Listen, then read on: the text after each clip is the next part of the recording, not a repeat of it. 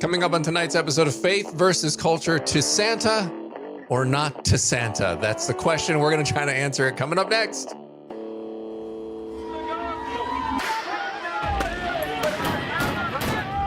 have sex before you marry is a bad idea. Don't tell me there's no such thing as gun violence. That just depends on your definition of when life begins. There are problems of sin and habit that cannot be solved outside the person of our Lord Jesus Christ.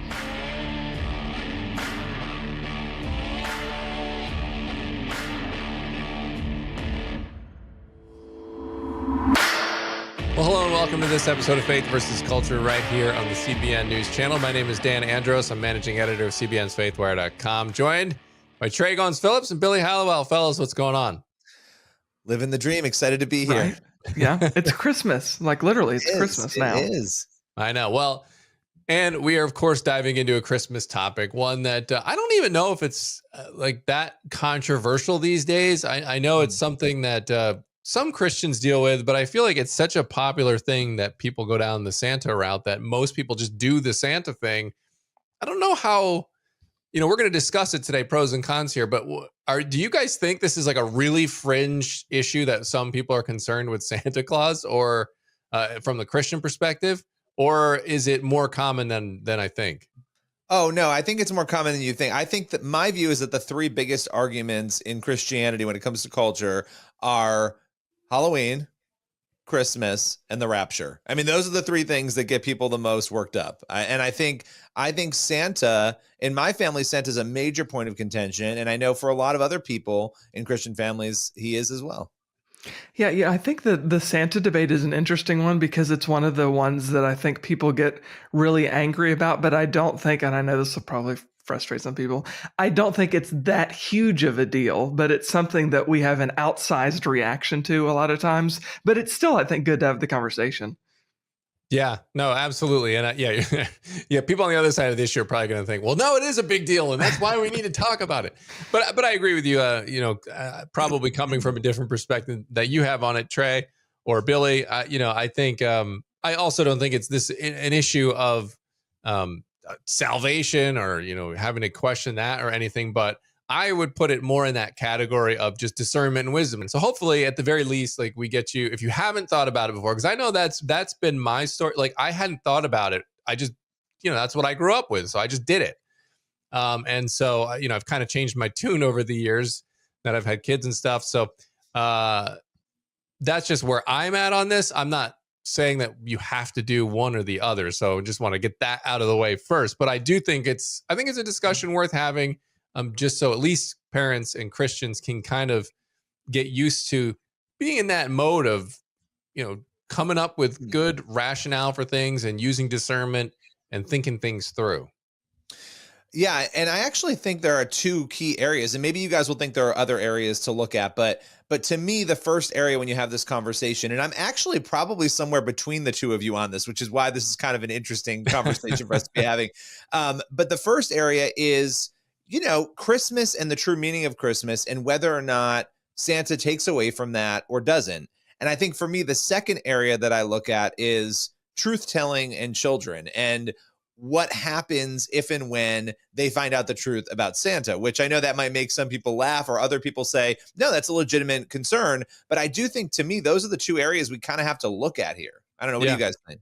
No, I agree with you. The truth thing is kind of one that like stuck with me in particular, because one of the ways I look at it, and the average age of people, I looked up a survey, the average age that kids stop believing in Santa is like just under 10. The older end of the spectrum is around 10, like you're 8, 9, 10, somewhere in there is kind of when they just stop. And so the issue I have is that, because I know one of the arguments is, well, you should be able to play with the imaginations and let the imaginations run. My problem with that line of thinking is that you're not presenting it as just imagination. You're presenting it as truth. At some point, they just sort of stop believing in it. There's not like an age where parents are like, you know what, we should tell them now. It's just wait until they find out, until they just figure it out. And you look at some of the parallels with Santa being omniscient, having a lot of God-like qualities that are conjured up here. to describe him, and then they just suddenly unbelieve in Santa. What it's very similar to like God.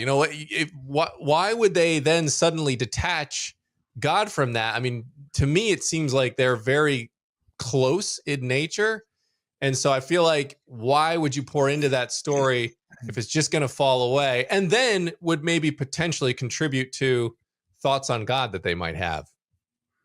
Well, I mean, here I was as an 18-year-old still believing in Santa Claus, and then all my dreams were. No, I'm just kidding. I didn't believe in Santa Claus at 18 years old. That's not true. Yeah. But the reality is, I think y'all are both right. I think the argument does come to truth, and then is it distracting from the true meaning of Christmas, which is, of course, the coming of our Savior. Like, I think for my family, the way that we did it growing up was actually kind of a blend between maybe truth and imagination. When we were really young, of course, it's kind of hard as a little kid to really grasp what's imagination. But as we got older, a little bit older, like 4, 5, 6, in that age range, my parents started having the conversation about this kind of being a mystical figure. This is an imaginary figure, Santa Claus. He was a real person. Saint Nicholas was a real person who did great things as a religious leader of his day.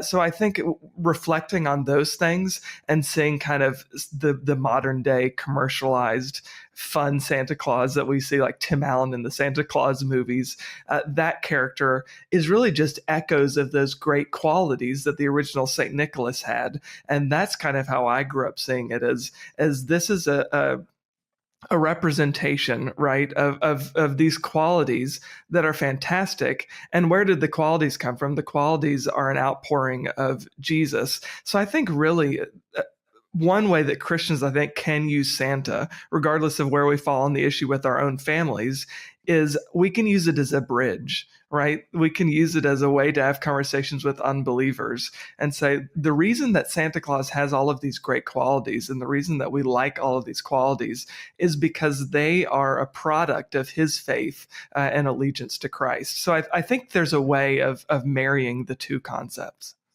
Well, Trey, you can't spell Santa without Satan. No, I'm kidding. Well, I'm not, but no, it's, I think it's very complicated when you look at it, because I think about myself when I found out about Santa, because I grew up in a family where it wasn't quite like yours necessarily, Trey, where there was a distinction. It was just like most parents do. Here's Santa, he sees you when you're sleeping, he knows when you're awake, which is super creepy. But when you're a kid, you're all excited for it, right? But when I found out about it, it actually really upset me. Like, I can remember, and I know this might sound silly, but I was a kid. Like, I remember exactly where I was sitting, what I was doing, where I was when I found out about it. I still remember it. I don't remember half of the things that went on at that time. So it clearly was a big event, for me as a kid. Did it ruin my life? No, I moved on. Who cares, right? You grow up. But I do think there's an element there. We do Santa with my kids now, right? So I'm kind of talking out of both ends of my mouth here, but I do have those kinds of concerns because my older kid didn't really ever believe. Like, she pretended to, kind of. She always, when she was 5 years old, was like, that Santa looks like, grandpa, right? Like, she knew that it was him dressing up. She could tell. So I don't know. I do think it is, to your point, Dan, if you are telling kids this big thing and centering everything around it, and then you tell them, oh, it's not true, we've been lying to you for 9 years, right? I can understand why, and I know people will scoff at this, why some might say, well, what is your kid going to say about God? What is your kid going to say about other things you're telling them? So I think that's a legitimate argument. Yeah. No, and that's just one of the areas that kind of convicted me and made me think about it. Another one is just some of the themes that are common. Like, Trey, it sounds like your house had more of a balanced approach to it that, that kind of connected faith with that. But I think with culture today, I think your home, if I had to guess, would be more the exception than the rule. But I want to go over a couple of those cultural narratives that pop in here with Santa and see how they line up with biblical narratives. So we'll do that on the other side of the break. This is Faith versus Culture. Back in a sec.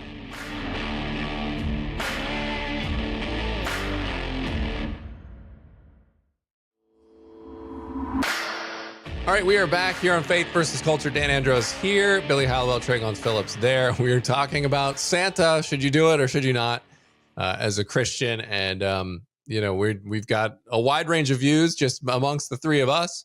But I want to pick it up where we left off there and talking about, Billy, you had mentioned last break that song, he knows if you're sleeping, he knows if you're awake, so he knows if you've been bad or good, so be good for goodness sake. You better watch, and then this, you better watch out, you better not cry, you better not pout. I'm telling you why Santa Claus is coming to town. Now, I always viewed this as a very, sort of manipulative kind of way that you just be good. You got creepy, like you said, Billy, creepy guy looking through the window watching you. And if you're naughty, you're not going to get presents. If you're good, you're going to get presents. It's, a very works-based me, I got to get stuff. Like you're feeding that, like, I see human nature. I don't need to spend more effort into making me or my kids more greedy or more selfish about the stuff we want. And so, and I know that's a secular song, but like those are the sorts of songs, if you just have a regular Christmas channel on or something like that, that's what we sing. And that's what we pour into our kids. And I think it's hard enough to put this stuff into our kids with all the distractions in the world, that when we go down those sorts of narratives, like we're just teaching them things that are anti-biblical. Yeah. I'm pondering this and thinking, for me, because I'm so torn, right? I'm torn on this because there is that element of fun. But I think when you do elevate those godlike fixtures and features, it becomes a little more, problematic. It's hard for me because I grew up with it and I do it with my own kids, but I recognize if you were to both lay out your arguments to me, I would actually resonate with all of them, both of you. And I think a lot of Christians are in that position. I do think, Dan, when you said in the beginning, this is something that you shouldn't just put the screensaver on, I think we should be praying about it. I think we need to be going to God, like, God, where do you want me on this? That should be our first step. And I would imagine 90% of Christians probably, and I shouldn't assume that, but I think it's probably true, haven't done that on this issue.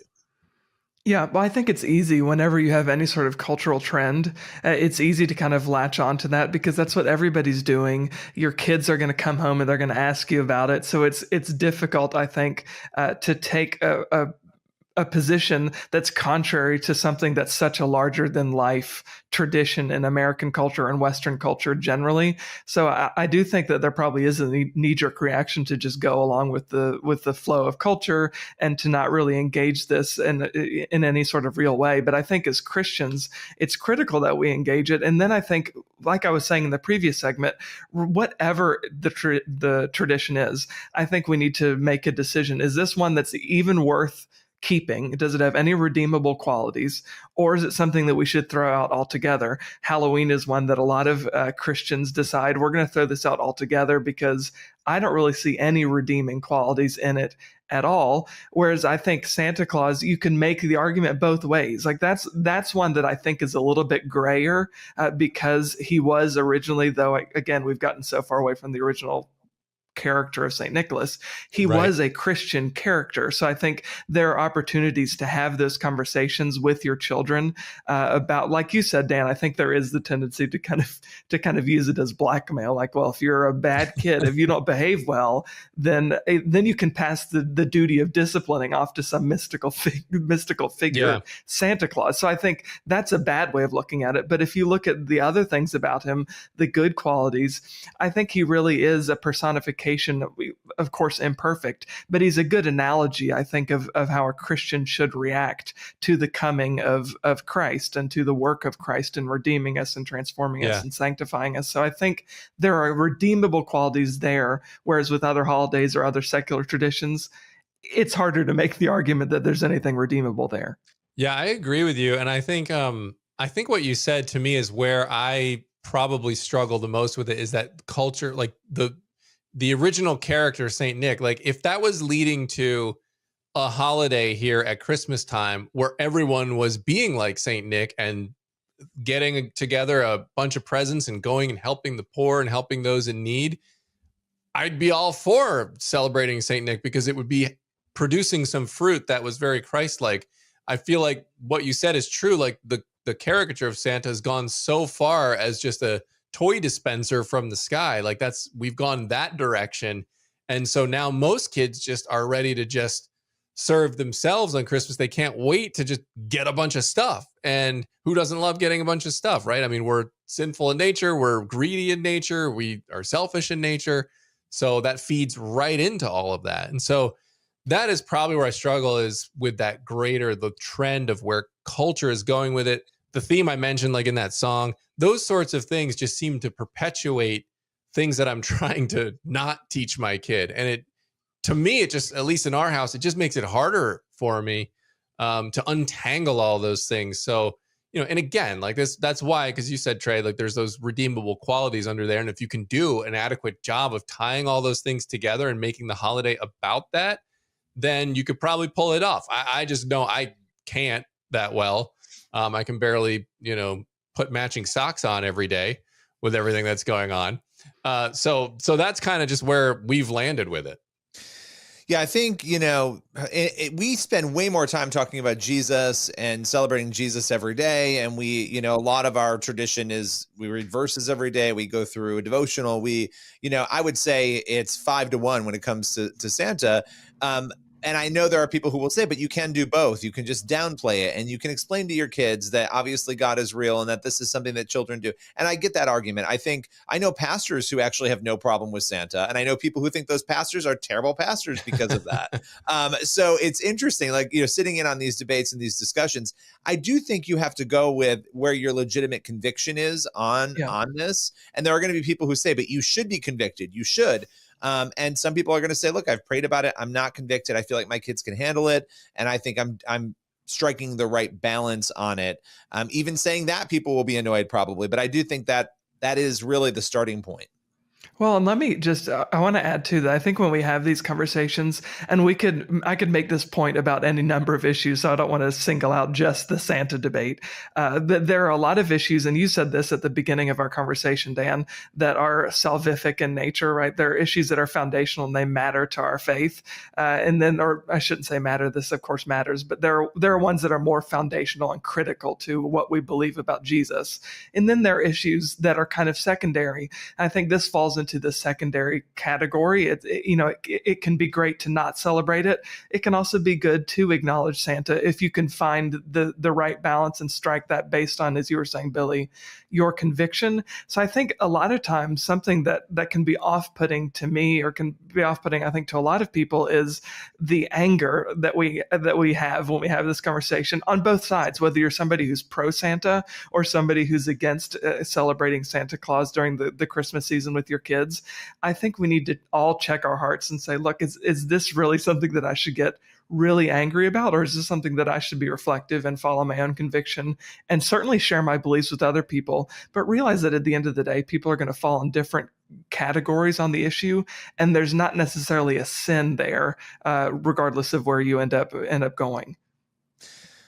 Yeah. Can I add one more thing in here, Dan? Yeah, go for it. You look at some of the data on this, and there have been some interesting surveys. In 2018, Lifeway asked Americans about their perspective on Christmas, and 65% of them said they wish the holiday was more about Jesus, that it should be more about Jesus. 2 in 3 said that they wanted more Christ in Christmas.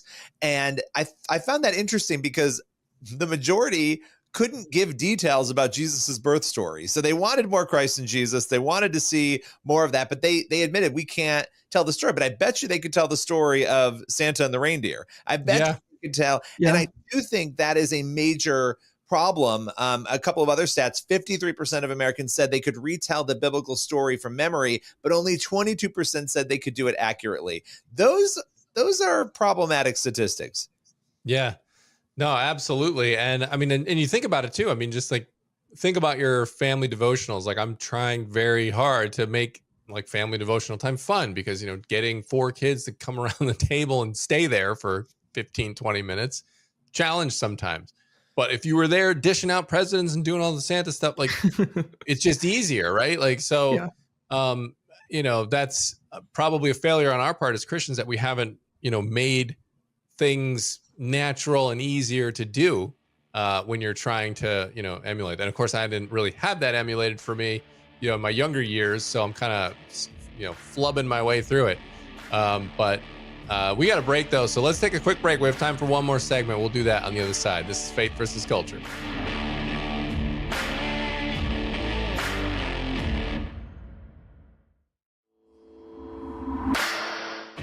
All right, we've been talking about Santa from a Christian perspective here on the program today, and we've got time for just some final thoughts on it. Yeah, look, we weren't called to ask Santa into our hearts. We asked Jesus into our hearts. So we should, no, but in seriousness, we should be focused on the true meaning of this season, regardless of where you stand on this, making sure that we've got Christ at the center and that we're not getting so distracted with other things that we've missed that. Yeah, I grew up obviously in a household that celebrated Santa. I'm a fan of including Santa Claus here, but I also think that at Christmas time there's this temptation to worship the shadows, right? The shadows of Christ instead of worshiping Christ himself. So if that's not your focal point, if Christ isn't your focal point, then all the other stuff really doesn't matter because you're getting all of it wrong. And I know that sounds kind of blunt, but that's the reality of what That's Christmas true. should be. Yeah, you're 100% true. And of course, people talk about the reason for the season. And Billy, you said people oftentimes, don't get it. But, I'll just throw in there and you guys can add to it if you want. But the reason for the season is that Jesus Christ, came down from on high, being seated at the right hand of the Father, and humbled himself in the form of a baby and lived fully man, fully God, to grow up, to live a perfect life, to sacrifice himself, die on the cross for our sins, rise again, so that we could, by believing in him, have everlasting life. And so that's the reason for the season, and I hope people can focus on that. Well, that's all the time we have for this episode. We'll be back to just close it out in just a sec.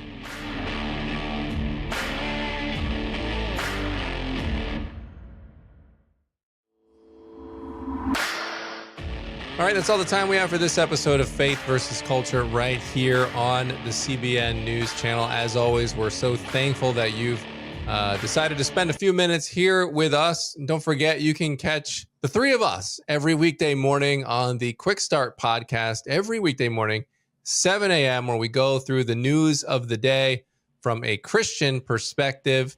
And we just want to provide an outlet for you to be able to go through the news and share it with someone who shares your values. So God bless you. I hope you've had a fantastic holiday and have a fantastic holiday. And we will see you on the other side. God bless.